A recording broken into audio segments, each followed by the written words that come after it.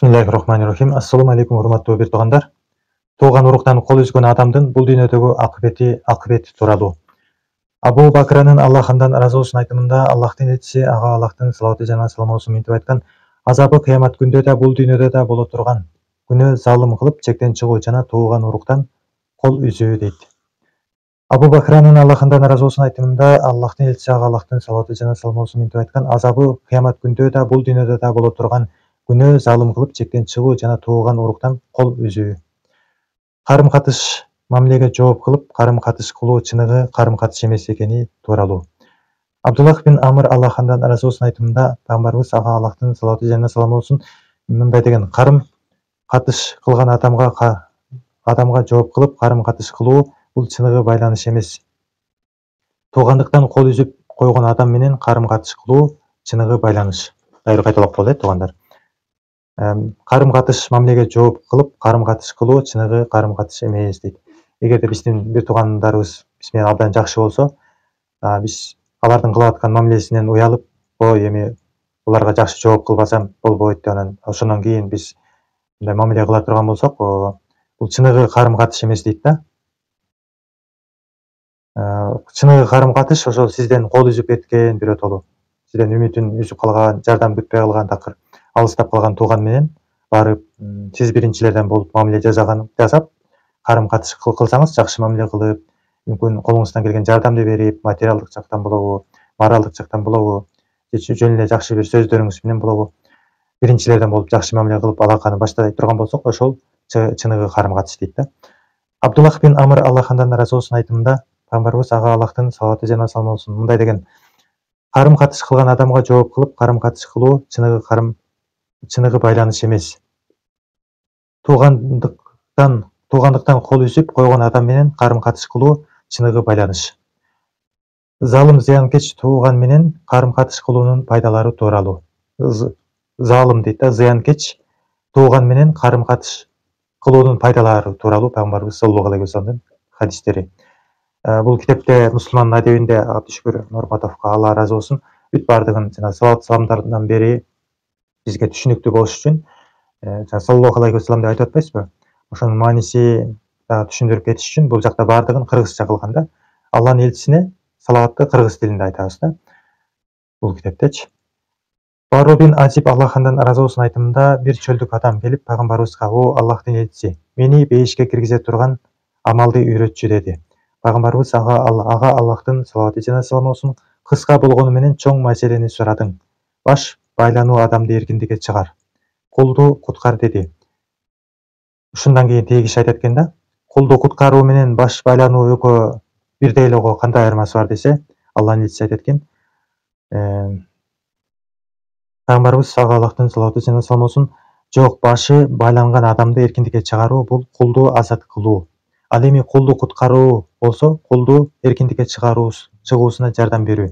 Өзүң жакшы көргөн саан эчкинин сүтүн ичип пайдалануусу үчүн муктаждарга убактылуу берип тур. Жана туугандарыңа жакшылык кыл. Эгер мындай кыла албасаң, жакшылыкка буйруп, жамандыктан кайтар.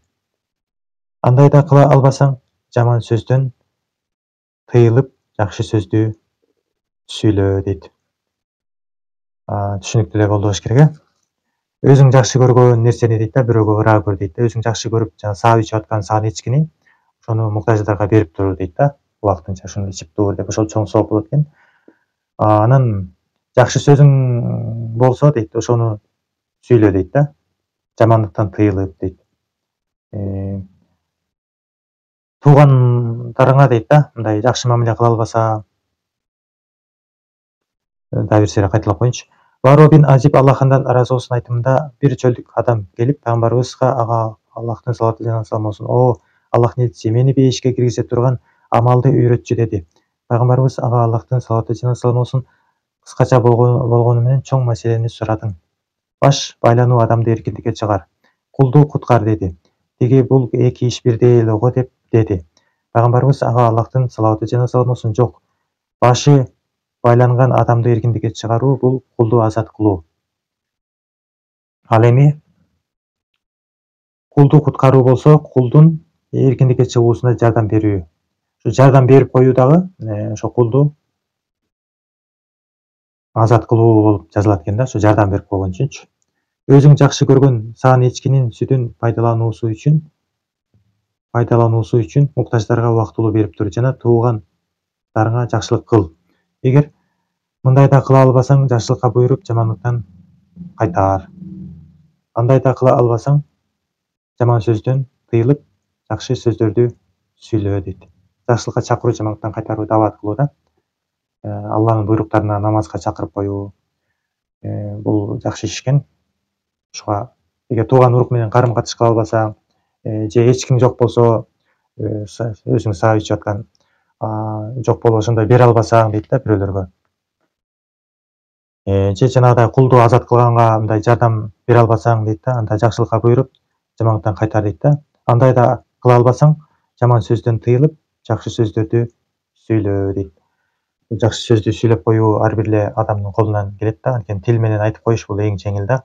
Жок дегенде тилибиз менен жакшы сөз болуп туруш керек экен да. Мусулман колунан, тилинен башка адамдарга дейт, хадистин маанисинде келет.